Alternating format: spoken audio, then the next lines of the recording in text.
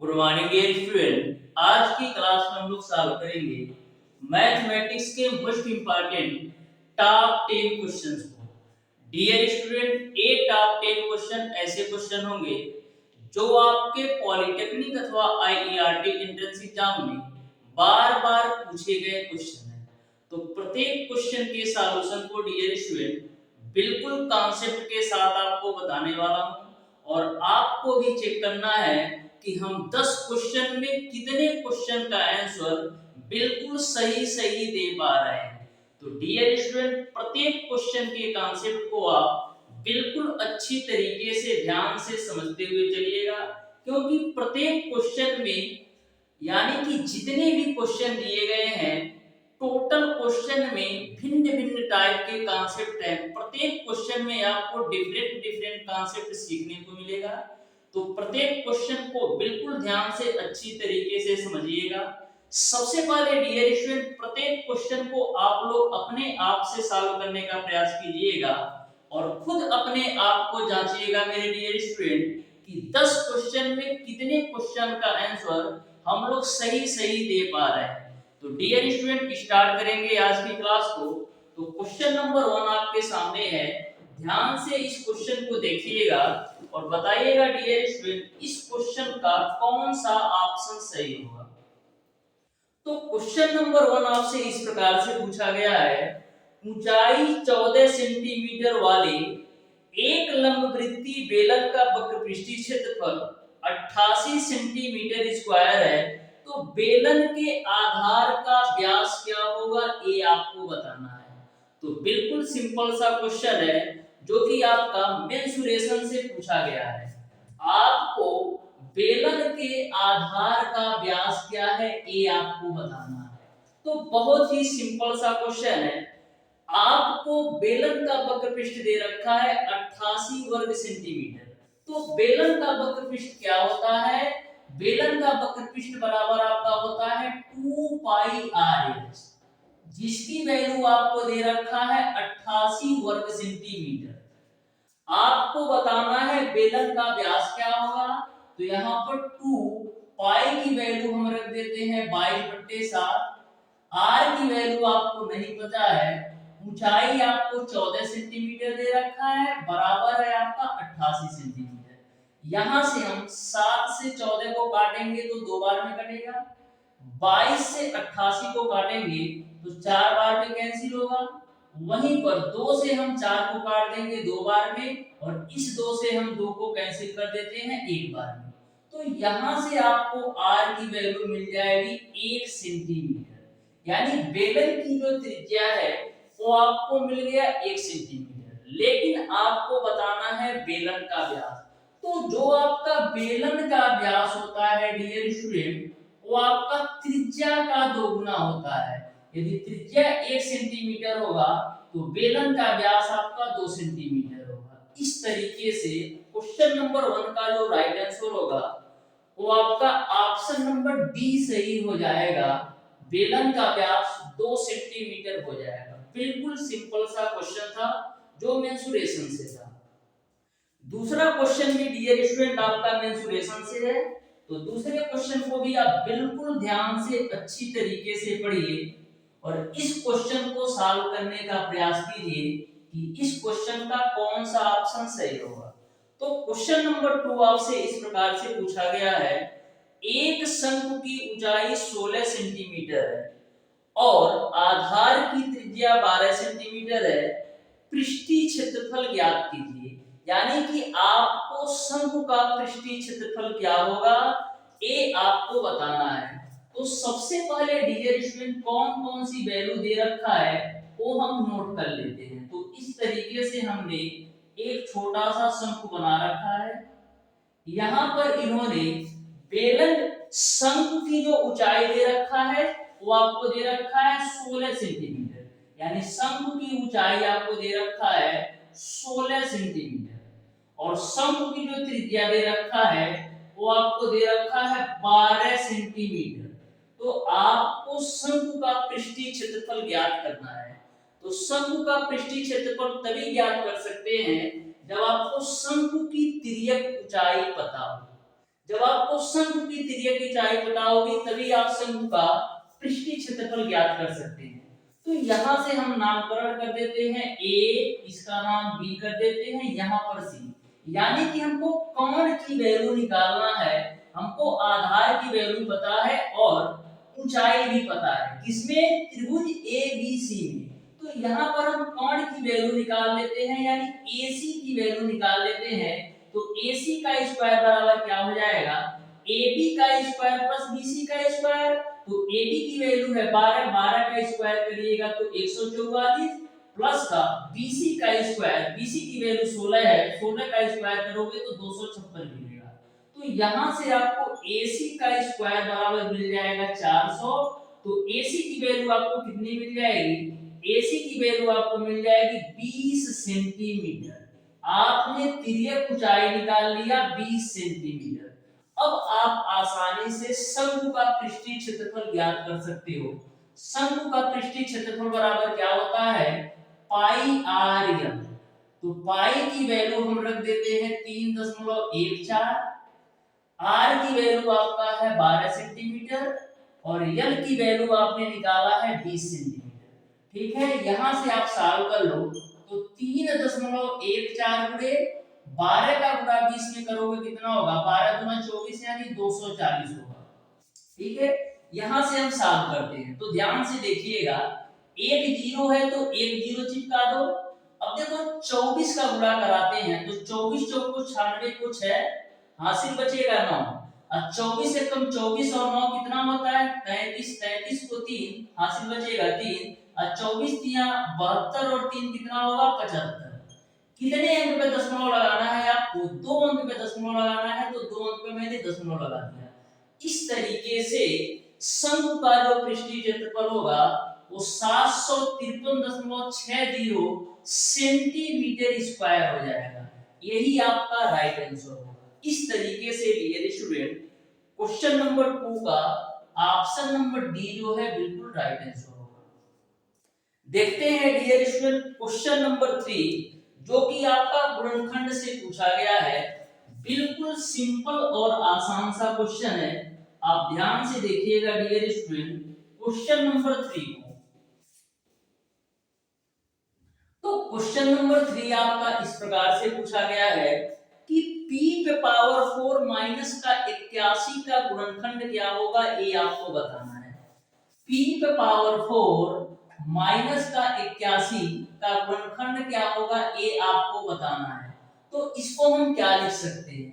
p पे power 4 को हम लिख सकते हैं p स्क्वायर का होल स्क्वायर। 81 को हम क्या लिख सकते हैं? 9 का होल स्क्वायर के रूप में। अब जो यह वैल्यू है आपका a स्क्वायर माइनस का b स्क्वायर के रूप में हो गई। a स्क्वायर माइनस का b स्क्वायर के रूप में हो गई, जिसको हम एक ब्रैकेट में a प्लस बी और दूसरे ब्रैकेट में a माइनस बी के रूप में लिख सकते हैं। यानी एक ब्रैकेट में आपको मिल जाएगा p स्क्वायर माइनस का 9 और दूसरे ब्रैकेट में आपको मिल जाएगा p स्क्वायर प्लस का 9। अब देखो इसको भी हम और गुणनखंड कर सकते हैं। p स्क्वायर है ना, तो इसको आप लिख दो p का होल स्क्वायर।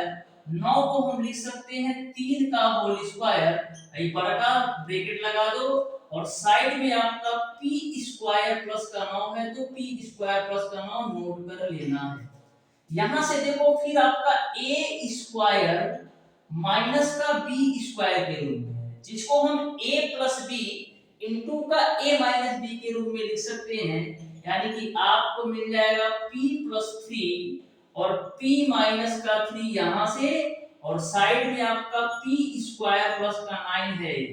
तो इस तरीके से p पे पावर 4 माइनस का 81 का जो गुणनखंड होगा वो आपका p प्लस 3 p माइनस 3 और p स्क्वायर प्लस का 9 होगा। यही आपका क्वेश्चन नंबर 3 का राइट आंसर होगा। इस तरीके से डियर स्टूडेंट क्वेश्चन नंबर 3 का ऑप्शन नंबर डी जो होगा बिल्कुल राइट आंसर होगा। तो देख सकते हैं डियर स्टूडेंट, यदि आपको बेसिक कॉन्सेप्ट अच्छी तरीके से पता है तो किसी भी क्वेश्चन को मैक्सिमम आप 5 से 10 सेकंड के अंदर 100% एक्यूरेसी के साथ सॉल्व कर सकते हो। देखते हैं डियर स्टूडेंट क्वेश्चन नंबर 4 को। तो क्वेश्चन नंबर 4 भी आपका सिंपल है। बोला है यदि किसी संख्या से उस संख्या का 2/5 गुना घटाया जाता है तो 72 प्राप्त होता है, तो संख्या क्या है? क्वेश्चन में यह पूछा जा रहा है यदि किसी संख्या से उस संख्या का 2/5 घटाया जाता है तो 72 प्राप्त होता है, तो संख्या क्या है ये आपको बताना है। तो सबसे पहले डियर स्टूडेंट मैं मान लेता हूं वह संख्या x है। उस संख्या के 2/5 को उस संख्या से घटाया जाता है तो आपका 72 प्राप्त होता है। तो मैंने मान लिया कि संख्या x है, इस संख्या का 2/5 भाग यदि हम घटाते हैं इसी संख्या में से तो हमको प्राप्त होता है 72। तो आपको संख्या बताना है, तो सॉल्व कर लेते हैं। तो यहाँ पर हम एलसीएम ले लेते हैं, तो एलसीएम तो आपको मिलेगा 5, यहाँ पर मिल जाएगा आपको 5x माइनस का 2x बराबर आपको मिल जाएगा 72। 5x में से 2x घटाओगे तो 3x बराबर मिल जाएगा 72 गुणे का 5। 3 से काटो 72 को तो 24 बार में कटेगा, तो x की वैल्यू कितना मिल जाएगी 24 गुणे 5 यानी कि 120 मिल जाएगा। इस तरीके से जो आपकी संख्या थी वो आपका 120 था, यानी क्वेश्चन नंबर 4 का ऑप्शन नंबर बी सही हो जाएगा। नेक्स्ट क्वेश्चन पर चलते हैं डियर स्टूडेंट, क्वेश्चन नंबर 5 पर, जो कि बहुत ही इंपॉर्टेंट क्वेश्चन है। आप इस क्वेश्चन को बिल्कुल ध्यान से देखिएगा, जो कि मेंसुरेशन से है। मेंसुरेशन से आपके एग्जाम में कम से कम 10 से 12 क्वेश्चन 100% आना है। मेंसुरेशन और त्रिकोणमिति ये दोनों ऐसे पोर्शन है डियर स्टूडेंट जिनसे 60% क्वेश्चन मैथ के इन्हीं से आते हैं, मेंसुरेशन और त्रिकोणमिति से। मेंसुरेशन से मान के चलो 10 से 12 क्वेश्चन पूछा जाता है और त्रिकोणमिति से भी 10 से 12 क्वेश्चन पूछा जाता है। तो क्वेश्चन नंबर 5 को आप ध्यान से देखिएगा। बोला है मिट्टी से ऊंचाई 24 सेंटीमीटर और आधार त्रिज्या 6 सेंटीमीटर वाला एक शंकु बनाया जाता है। एक बच्चे ने उसे गोले के आकार में बदल दिया तो गोले की त्रिज्या बताना है। क्वेश्चन में ऐसा ये बोला जा रहा है कोई आपका मिट्टी से बना शंकु है जिसकी ऊंचाई आपका 24 सेंटीमीटर है और त्रिज्या आपका 6 सेंटीमीटर है, लेकिन एक बच्चा क्या करता है इस मिट्टी से बने शंकु को फोड़ करके गोला में बना देता है, यानी गोला में कन्वर्ट कर देता है। तो गोले की त्रिज्या क्या होगी ये आपको बताना है। तो ऐसे कंडीशन में होता क्या है डियर स्टूडेंट, हम शंकु के आयतन को गोले के आयतन में कन्वर्ट कर रहे हैं, यानी कि हम शंकु के आयतन को गोले के आयतन में कन्वर्ट कर रहे हैं। तो इस कंडीशन में जो शंकु का आयतन होगा वो गोले के आयतन के बराबर होगा। तो हम शंकु के आयतन को डियर स्टूडेंट गोले के आयतन के बराबर कर लेते हैं। तो शंकु का आयतन क्या होता है, शंकु का आयतन होता है dear student 1/3 pi r square, और गोले का आयतन क्या होता है 4/3 पाई आर क्यूब। यहां तक आपको क्लियर है। इसको r1 ले लो शंकु के त्रिज्या को और गोले की त्रिज्या को आप r2 ले लो, ठीक है। तो मैंने क्या किया शंकु के आयतन को गोले के आयतन के बराबर कर दिया, क्योंकि मिट्टी से बने शंकु को तोड़ करके गोला बनाया जाता है, ठीक है। यहां से हम 3 से 3 को कैंसिल आउट करते हैं, पाई से पाई को कैंसिल आउट करते हैं, तो यहाँ पर आपको क्या मिलेगा r1 का स्क्वायर इंटू h बराबर r2 का होल क्यूब इंटू का आपका होल है। तो शंकु की त्रिज्या आपको कितना दे रखा है 6 सेंटीमीटर, तो 6 का स्क्वायर करोगे 36 हो जाएगा, और शंकु की ऊंचाई आपको दे रखा है 24 सेंटीमीटर, तो 24 मैंने रख दिया। r2 का क्यूब यानी आपको गोले की त्रिज्या बताना है और इंटू का 4 है, तो 4 से कैंसिल आउट करोगे तो 4 6 24, यानी r2 का क्यूब बराबर आपको क्या मिल गया 36 गुणे 6। तो r2 का क्यूब बराबर क्या मिल जाएगा 216। तो r2 की वैल्यू कितनी मिल जाएगी 6 सेंटीमीटर। इस तरीके से जो गोले की त्रिज्या होगी वो आपका 6 सेंटीमीटर हो जाएगा, यानी क्वेश्चन नंबर 5 का ऑप्शन नंबर डी सही हो जाएगा। देखते हैं डियर स्टूडेंट क्वेश्चन नंबर 6 को भी, बहुत ही बेहतरीन क्वेश्चन था क्वेश्चन नंबर 5। क्वेश्चन नंबर 6 को आप बिल्कुल ध्यान से समझिएगा। बिल्कुल सिंपल और आसान सा क्वेश्चन है जो आपका बीजगणितीय सूत्रों पर आधारित प्रश्न वाले चैप्टर से पूछा गया है। यानी कि बीजगणितीय सूत्र पर आधारित आपका क्वेश्चन नंबर 6 है। बिल्कुल सिंपल तरीके से आप सॉल्व कर सकते हो यदि आपको कॉन्सेप्ट अच्छी तरीके से पता होगा तो ध्यान से देखिएगा क्वेश्चन नंबर 6 को। बोला है यदि a प्लस बी बराबर 10 हो और a square plus b square बराबर 58 है, तब आपको a cube plus b cube का मान क्या होगा ये आपको बताना है। a cube plus b cube का मान क्या होगा ये आपको बताना है। तो ध्यान से देखिएगा क्वेश्चन नंबर 6 को। आपको a प्लस बी की वैल्यू दे रखा है 10 और a स्क्वायर प्लस का बी स्क्वायर की वैल्यू आपको दे रखा है 58। तो आपको बताना है a क्यूब प्लस का बी क्यूब की वैल्यू क्या होगी ये आपको बताना है। तो a cube plus b cube बराबर क्या होता है? a cube plus b cube बराबर होता है एक ब्रैकेट में आपका a प्लस बी और दूसरे ब्रैकेट में आपका होता है a स्क्वायर प्लस का बी स्क्वायर माइनस का ए बी। यानी कि हमको a प्लस बी की भी वैल्यू पता है, a square plus b square की भी वैल्यू पता है। यदि हमको a b की वैल्यू पता चल जाए तो हम आसानी से a cube plus b cube की वैल्यू ज्ञात कर सकते हैं। तो a b की वैल्यू हम कैसे निकालेंगे ध्यान से देखना। हम करते क्या है dear student a plus b का होल स्क्वायर कर देते हैं। तो a प्लस b का होल स्क्वायर बराबर क्या होता है a square plus b square plus का 2ab। a प्लस b का मान 10 है, 10 का स्क्वायर करोगे तो 100 हो जाएगा। a square plus b square की वैल्यू 58 है तो 58 रख दिया प्लस का 2ab।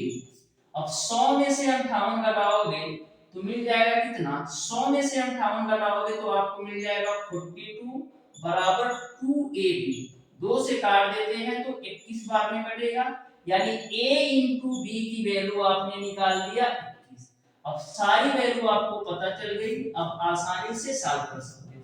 तो सारी वैल्यू रख देते हैं। a प्लस b की value 10, a square plus b square की वैल्यू आपका है 58 माइनस का a इंटू बी की वैल्यू आपने निकाला है 21। तो यहां से आपको क्या मिलेगा 10 गुणे 58 में से 21 घटाओ तो 8 में से 1 जाएगा 7 और 5 में से 2 जाएगा 3 यानी कि 37 गुणे 10 आपको मिल जाएगा 370। इस तरीके से a cube plus b cube का जो वैल्यू होगा वो आपका 370 होगा। यानी ऑप्शन नंबर जो बी होगा बिल्कुल राइट आंसर होगा। तो देख सकते हैं यदि आपको बेसिक फार्मूला भी पता हो तो किसी भी क्वेश्चन को बीजगणित के मैक्सिमम आप 10 सेकंड के अंदर सॉल्व कर सकते हो। देखते हैं डियर स्टूडेंट क्वेश्चन नंबर 7 को भी, जो कि बिल्कुल सिंपल और आसान सा क्वेश्चन है यदि आपको बेसिक कॉन्सेप्ट पता है तो क्वेश्चन नंबर 7 को आप बिल्कुल ध्यान से समझिएगा। क्वेश्चन नंबर 7 है आपका यदि 10x प्लस cot x बराबर 2 है तो 10 square x plus cot square x की वैल्यू क्या होगी ये आपको बताना है। क्या क्वेश्चन में पूछा है कि यदि 10x प्लस का cot x बराबर 2 है तो आपको बताना है कि 10 square x plus cot square x की वैल्यू क्या होगी ये आपको बताना है। तो यहाँ पर कभी भी इस टाइप से क्वेश्चन पूछा जाए तो हमेशा आपको वैल्यू पुट मेथड से सॉल्व करना है। यानी कि वैल्यू पुट मेथड का मतलब ये है कि x की वैल्यू हम क्या लें कि हमारा राइट साइड में 2 आ जाए। तो यहाँ पर आपका एक ही कंडीशन बनता है कि यदि हम x की वैल्यू 45 डिग्री ले लें यानी कि 10 45 डिग्री प्लस का cot 45 डिग्री तो इसका भी मान 1 होता है और इसका भी मान 1 होता है और एक जोड़ करके 2 हो जाएगा। यानी कहीं ना कहीं जो x की वैल्यू है 45 डिग्री ही होगा। इसके अलावा और कोई वैल्यू नहीं होगी। तो x की वैल्यू आपने निकाल लिया 45 डिग्री, तो यहाँ पर जब आप 10 फुट स्क्वायर 45 डिग्री प्लस का cot स्क्वायर 45 डिग्री की वैल्यू निकालोगे, तो एक यहाँ से और एक यहाँ से, फाइनली दो आपको यहाँ से मिल जाएगा। इस तरीके से क्वेश्चन नंबर 7 का जो राइट आंसर होगा वो आपका ऑप्शन नंबर ए सही हो जाएगा। हमेशा ध्यान में रखिएगा, यदि आपका tan x plus cot x की वैल्यू 2 के बराबर है, तो वहां पर जो आपका x की वैल्यू होगी 45 डिग्री होगी। यहाँ पर tan square x plus cot square x पूछा है, तो दो आया ना, यहाँ पर tan पे पावर 20x पूछ ले प्लस cot पे पावर 20x पूछ ले, तो उसका भी मान 2 ही होगा। 10 पे पावर 100x पूछ ले या cot पे पावर 100x पूछ ले, उसका भी मान 2 ही होगा। कारण ये है कि एक पे पावर चाहे जितना भी कर लो, एक पे पावर चाहे 2 कर लो, चाहे एक पे पावर 50 कर लो, चाहे एक पे पावर 100 कर लो, उसका मान एक ही रहने वाला है। तो इस तरीके से इस क्वेश्चन का कॉन्सेप्ट आपको समझ में आ गया होगा। क्वेश्चन नंबर 8 को आप बिल्कुल ध्यान से देखिएगा डियर स्टूडेंट। ये भी क्वेश्चन आपका बीजगणितीय सूत्रों पर आधारित प्रश्न से है, तो ध्यान से देखिएगा क्वेश्चन नंबर 8 को और क्वेश्चन नंबर 9 को। दो क्वेश्चन केवल और मैं बताने वाला हूं, क्वेश्चन नंबर 10 आपको सॉल्व करना है। तो क्वेश्चन नंबर 9 आपका है, यदि x - 1 अपान x बराबर 9 है, तो x स्क्वायर प्लस 1 अपान x स्क्वायर की वैल्यू क्या होगी, ये आपको बताना है। क्वेश्चन नंबर 9 में आपसे पूछा गया है डियर स्टूडेंट, यदि x - 1 अपान x की वैल्यू 9 है, तो आपको x स्क्वायर प्लस 1 अपान x स्क्वायर की वैल्यू क्या होगी, ये आपको बताना है। तो एक कॉन्सेप्ट होता है डियर स्टूडेंट, यदि आपका x - 1 अपान x की वैल्यू p के बराबर होती है, यदि x - 1 अपान x की वैल्यू p के बराबर होती है, तो x स्क्वायर प्लस 1 अपान x स्क्वायर की जो वैल्यू होती है वो आपका p स्क्वायर प्लस का 2 होता है। जो चैप्टर नंबर 7 जो भी स्टूडेंट देखे होंगे वो इस क्वेश्चन को मैक्सिमम 5 सेकंड के अंदर सॉल्व कर सकते हैं। एक कॉन्सेप्ट होता है डियर स्टूडेंट, यदि x - 1 अपान x बराबर p होता है, तो x स्क्वायर प्लस 1 अपान x स्क्वायर बराबर p स्क्वायर प्लस का 2 होता है। इसको आप चेक भी कर सकते हो। कैसे चेक कर सकते हो, x - 1 अपान x का होल स्क्वायर कर दो, x - 1 अपान x का होल स्क्वायर कर दो, x - 1 अपान x का होल स्क्वायर कर दो, तो क्या मिलेगा, x स्क्वायर प्लस 1 अपान x स्क्वायर और माइनस का 2 मिलेगा। तो इसके जगह पर आपका p है, तो ये आपका हो जाएगा p स्क्वायर, माइनस का 2 जब आपका लेफ्ट साइड आ जाएगा प्लस का 2 मिल जाएगा। तो इस तरीके से x स्क्वायर प्लस 1 अपान x स्क्वायर की वैल्यू p स्क्वायर प्लस का 2 होता है। आपको समझ में आ गया होगा कि कैसे एक कॉन्सेप्ट आपका आता है। तो यहाँ पर आपका p की वैल्यू क्या है, 9, तो x स्क्वायर प्लस 1 अपान x स्क्वायर की वैल्यू क्या होगी, p स्क्वायर प्लस का 2। तो p की वैल्यू 9 है, 9 का स्क्वायर 81 और प्लस का 2 कर दो तो 83 आपको मिल जाएगा। इस तरीके से x स्क्वायर प्लस 1 अपान x स्क्वायर की जो वैल्यू होगी वो आपका 83 हो जाएगा। यानी क्वेश्चन नंबर 8 का ऑप्शन नंबर ए सही हो जाएगा। देखिएगा डियर स्टूडेंट, आज की क्लास का लास्ट क्वेश्चन जो कि आपका क्वेश्चन नंबर 9 है, फिर क्वेश्चन नंबर 10 आपको सॉल्व करना है। तो क्वेश्चन नंबर 9 को आप बिल्कुल ध्यान से देखिएगा। बोला है कि tan 1875 डिग्री का मान क्या होगा, ये आपको बताना है। तो ध्यान से देखिएगा, tan 1875 डिग्री का मान क्या होगा हम बताते हैं। देखिए tan 1875 डिग्री, tan 1875 डिग्री को हम क्या लिख सकते हैं, हम लिख सकते हैं 360 गुणे 5 प्लस का 75 के रूप में, क्योंकि 360 गुणे 5 करोगे तो 1800 होगा और उसमें 75 जोड़ दोगे तो 1875 हो जाएगा।